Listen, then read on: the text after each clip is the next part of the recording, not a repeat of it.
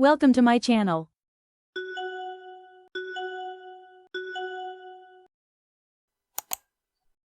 Hello everyone, and welcome back to our podcast. I'm really happy to have you with us today. Have you ever had this experience? You study English for years. You know a lot of vocabulary. You understand grammar rules. You can read articles and maybe even understand English videos. But then, someone speaks to you in English, and suddenly, your mind goes blank. You know the words, but you can't seem to get them out. If that sounds familiar, don't worry. You're definitely not alone. Today, we're going to talk about a question that many English learners ask themselves. I know English, so why can't I speak it? To help us answer that question, I'm joined by our guest, James. Welcome to the show. Thank you. It's great to be here. And honestly, I think this is one of the biggest frustrations English learners experience. They spend years studying English, but when it's time to speak, they suddenly lose confidence. Exactly. And sometimes they even think, maybe my English isn't good enough. But is that really the problem? Not necessarily. In many cases, the problem isn't a lack of knowledge. It's a lack of practice using that knowledge in real time. There's a big difference between knowing English and being able to use English automatically. Can you explain that difference? Sure. Imagine you study the word opportunity. You know its meaning. You know how to spell it. Maybe you even know how to use it in a sentence. That's knowledge. But imagine you're having a conversation and someone asks, "Why did you decide to change your job?" You want to say, "I saw a great opportunity," but you spend several seconds thinking about the vocabulary and grammar. By the time you find the sentence, the conversation has already moved on. That's the difference between knowing English and being able to use it quickly. That's a really good explanation. So, perhaps many learners are spending too much time studying English and not enough time actually using it. Exactly. Studying is important, but English is a skill, not just a subject. You wouldn't learn to swim by reading a book about swimming. You have to get into the water. Speaking English is the same. You have to actually speak. But here's the problem. Many learners are afraid of making mistakes. They think, what if my grammar is wrong? Or, what if people laugh at my pronunciation? How important is it to overcome that fear? It's extremely important. One of the biggest obstacles to speaking English is the desire to speak perfectly. Some learners try to construct a perfect sentence in their heads before they say anything. But real conversations don't work that way. Native speakers don't sit there calculating every grammar rule before they speak. They speak, make mistakes, correct themselves, and keep going. So, should English learners stop worrying about grammar? Not completely. Grammar is important, especially if you want to communicate clearly. But you shouldn't let grammar become a wall between you and communication. If your sentence isn't perfect but people understand you, that's already a success. Fluency isn't about never making mistakes. It's about being able to keep communicating despite mistakes. I really like that definition. Fluency isn't about never making mistakes. It's about keeping the conversation going. That's something learners should remember.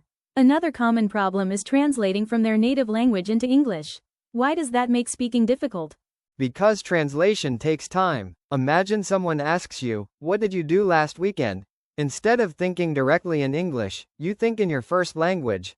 "I went to my friend's house." Then you translate that sentence into English. While you're doing all of that, the conversation is waiting for you. The goal isn't to completely stop thinking in your first language overnight. That's unrealistic. The goal is to gradually train your brain to connect ideas directly with English. How can learners practice that? Start with simple things. For example, when you're walking around your home, describe what you're doing in English. "I'm making coffee. I'm looking for my keys. I need to clean my room." You can even talk to yourself. It might feel strange at first, but it's actually a very effective way to practice without pressure. I love that idea. And you don't need a speaking partner. Exactly. Of course, speaking with other people is extremely useful, but you can create speaking opportunities by yourself. You can describe your day, explain your opinion about a topic, summarize a video, or tell a story about something that happened to you. The important thing is to produce English, not just consume it. That's a great point. Let's talk about vocabulary. Some learners know thousands of words, but they still struggle to speak. Why? because they may know the words passively but not actively. Passive vocabulary is vocabulary you recognize when you hear or read it.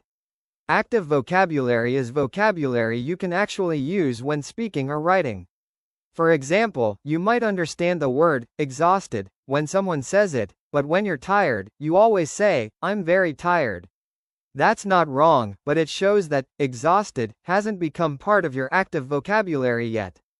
So, how can we move words from passive vocabulary to active vocabulary? Use them repeatedly. Don't just memorize a word and move on. Create sentences with it. Say it out loud. Use it in a conversation. Write it in your journal. Try to use it in different situations. The more often you use a word, the more naturally it comes to you. That makes sense. So, if someone wants to improve their speaking, what would a simple daily routine look like? I'd recommend something simple enough that you can actually maintain. Spend about 10 minutes listening to English. Then spend 10 minutes speaking. For example, choose a topic like your daily routine, your favorite movie, your plans for the weekend, or a recent experience. Speak for 2 or 3 minutes without stopping. Don't worry about being perfect. Then listen to yourself and notice a few things you want to improve. You don't need to correct every single mistake. Focus on 1 or 2 areas at a time. That's important because trying to fix everything at once can become overwhelming. Exactly. Progress comes from consistency, not from doing something extreme once and then giving up. 10 minutes every day is more valuable than 2 hours once a month. Before we finish, I'd like to ask you one final question. If you could give one piece of advice to someone who understands English but is afraid to speak, what would it be?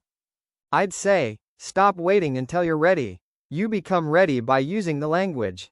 Speak even when you're nervous. Speak even when your grammar isn't perfect. Speak even when you have to search for a word. Every conversation is practice. Every mistake is feedback. And every time you speak, you're teaching your brain to respond more quickly in English. Don't measure your English by how many words you know. Measure it by how confidently you can use the words you already know. That's a fantastic message. So, if you're listening right now and thinking, I know English, but I just can't speak it, remember that you're probably not starting from zero. You already have knowledge. What you need now is practice, patience, and the courage to use what you've learned. Don't wait for perfect English before you start speaking. Exactly. Your English doesn't have to be perfect to be useful. And you don't have to sound like a native speaker to communicate successfully.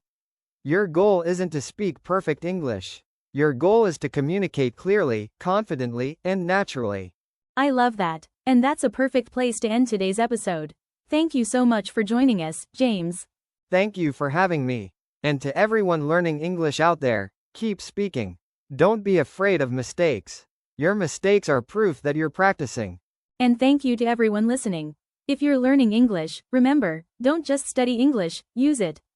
Talk to yourself. Talk to your friends. Leave a voice message. Tell a story. Ask questions. Make mistakes. Keep going. Because one day, you'll notice something amazing. You're no longer translating every sentence in your head. The words simply come to you. And that's when you know you're making real progress. Until next time, keep learning, keep practicing, and most importantly, keep speaking. Goodbye, everyone. Goodbye, everyone. See you next time.